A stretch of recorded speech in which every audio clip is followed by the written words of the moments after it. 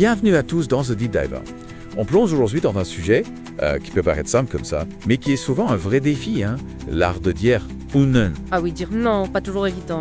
On a décortiqué des articles et des témoignages, on a même des recommandations de livres. Tout un programme. Une vraie plongée en profondeur. Exactement. Alors ce qu'on va voir, c'est qu'il y a « oui ». Tout le temps, ça peut vite devenir un piège. Un piège, oui, c'est le mot. On peut se sentir submergé. Submergé, épuisé. Complètement. Et même, attention, au bord du burn-out. On a un témoignage marquant, celui d'Estelle, Ah oui, Estelle. ancienne de l'industrie de la mode. D'accord. Elle raconte comment elle est arrivée au burn-out. Justement, parce qu'elle ne savait pas dire non. Exactement. Un témoignage qui montre bien l'importance de ce sujet. Protéger son bien-être. Tout à fait. Un témoignage qui montre bien l'importance de ce sujet. Protéger son bien-être. Tout à fait. Et le plus fou, c'est que dire non, souvent perçu comme égoïste. Alors que c'est tout le contraire. C'est de la self-defense. Oui, on se protège mentalement et physiquement. C'est pas.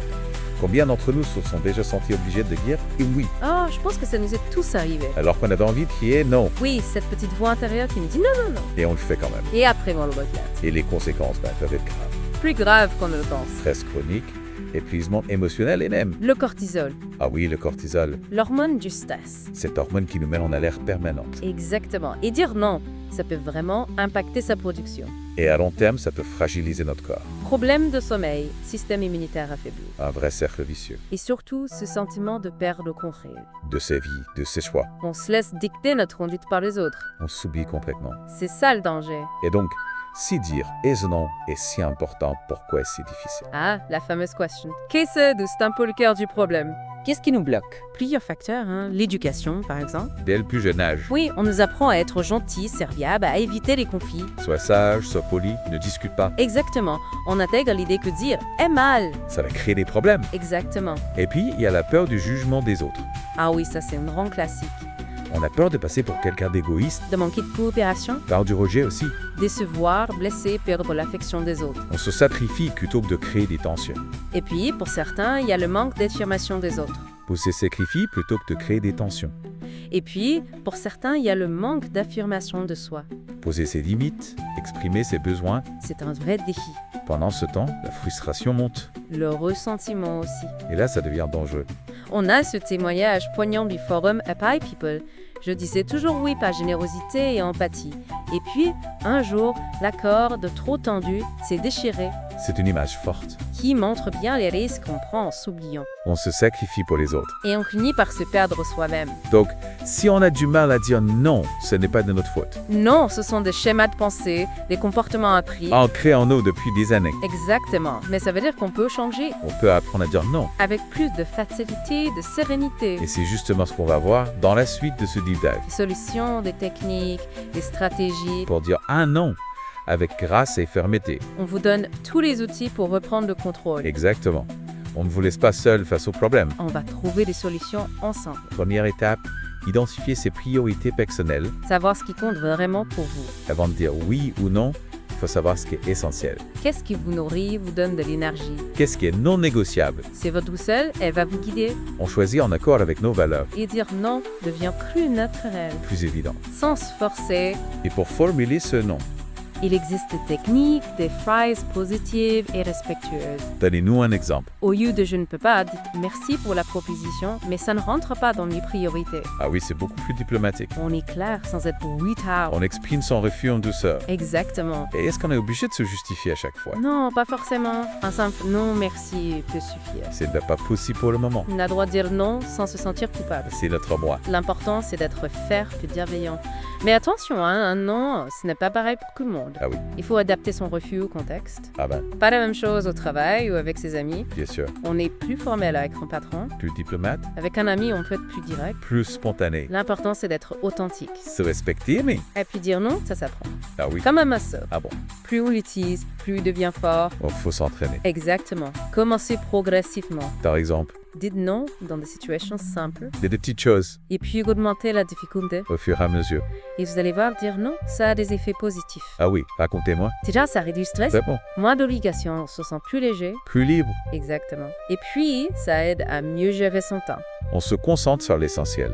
Ce qui est important pour nous. On peut enfin prendre du temps pour soi. Pour ses passions, pour ses proches. Et puis, on renforce sa confiance en soi. En s'affirmant, en posant ses limites. On devient maître de sa vie. On n'est plus d'une girouette. Ah oui, cette image de la girouette. Ballotté par les demandes des autres, On reprend le contrôle. et puis on devient plus productif. Ah oui, On se concentre sur l'essentiel, on perd moins de temps, avec des choses inutiles. donc on a plus de temps pour ce qui nous passionne. Exactement. Dire non, ça booste la créativité. C'est incroyable. Donc, moins de stress, meilleure gestion du temps, plus de confiance en soi, plus de productivité et plus de créativité. Il y a des avantages. Mais attention, hein? Il ne faut pas dire non à tout. Non, bien sûr. Trouver un équilibre. Savoir quand dire oui, quand dire non. En accord avec nos valeurs. Nos priorités. Exactement. Et on a quelques conseils pour les situations délicates. Ah oui, comme quoi? Dire non au travail, dans nos relations personnelles, avec nos enfants, Des situations pas toujours faciles. où la pression sociale est forte, La peur de les blesser. décevoir. Alors commençons par le travail. Dire non à son patron, ça peut être intimidant. On a peur pour sa place. Mais on a le droit de refuser une tâche. Si on a trop de travail, Si ça ne rentre pas dans nos attributions, notre santé est importante. il faut penser à soi. Prévenir le burn-out. Et puis, dire non, ça montre qu'on est responsable. Elle gère ses priorités. On se concentre sur l'important. Plutôt de tout faire à moitié. Exactement. Et il y a des manières de dire non. Oui. Proposer des solutions alternatives. Par exemple, On vous demande de gérer un projet. Oui. Vous n'avez pas le temps. oui, Proposer de le déléguer un collègue. ou de reporter la date butoir. On montre qu'on est ouvert au dialogue. On cherche des solutions. On évite de se sentir coincé. Et puis, soyez clair et concis. Pas besoin de s'excuser. Je ne suis pas en mesure de prendre en charge cette mission. Ferme et respectueux. Exactement. Et puis, les relations personnelles, Dire non à un ami, c'est plus délicat. on touche à l'affectif. La peur de blesser, On se sent obligé de dire oui, pas amitié. par amour, Mais on a droit de dire non. même aux personnes qu'on aime. C'est important pour des relations saines. Sinon, on s'épuise. On finit par en vouloir à l'autre. Dire non, c'est se respecter, Montrer qu'on a ses propres idées. ses propres besoins. On se fait entendre. Et il y a des manières de dire non. Oui, Remercier la personne pour sa demande. on la prend de sérieux. Expliquer calmement pourquoi vous refusez, Honnête et sincère. sans être blessant. Si possible, proposer une alternative. Un ami vous demande de l'aider à déménager. Oui, Vous n'êtes pas disponible. et Proposez de l'aider un autre jour. on montre qu'on veut bien l'aider. Mais on a besoin de s'organiser. Et surtout, pas de culpabilité. On n'est pas obligé d'être disponible tout le temps. On a le droit de prendre du temps pour soi Se reposer, se ressourcer. et apprécier les moments où on dit oui, Exactement. Quand on dit non à certaines choses, on donne plus de valeur aux autres. on n'est plus présent. Et puis, il y a les enfants. Ah oui, les enfants, Comment dire non sans les traumatiser. c'est un défi. Ils sont experts en négociation. Mais dire non, ce n'est pas les priver d'amour. C'est leur apprendre à vivre en société. À gérer leurs frustrations. C'est essentiel pour leur développement. Devenir des doubles responsables. Dire non, c'est poser des limites. Un cadre rassurant. Ils savent à quoi s'attendre. Vous allez sécuriser. Il y a des manières de dire non. Oui, Expliquez-leur les raisons du refus. par exemple, on ne peut pas acheter ces jouets. On n'a pas le budget. Ou on attend une occasion spéciale. On en reparle avec respect. On les considère comme des personnes intelligentes. Exactement. Proposer des alternatives. Pas de télé avant le dîner. Mais on peut jouer à un jeu de société. Lire une histoire. Faire un dessin ensemble. On est attentif à leurs besoins. Mais il y a des règles. Soyez ferme et cohérent. On dit non, ainsi tiens. Même s'ils insistent, Sinon, ils vont comprendre qu'il suffit de pleurer. pour obtenir ce qu'ils veulent.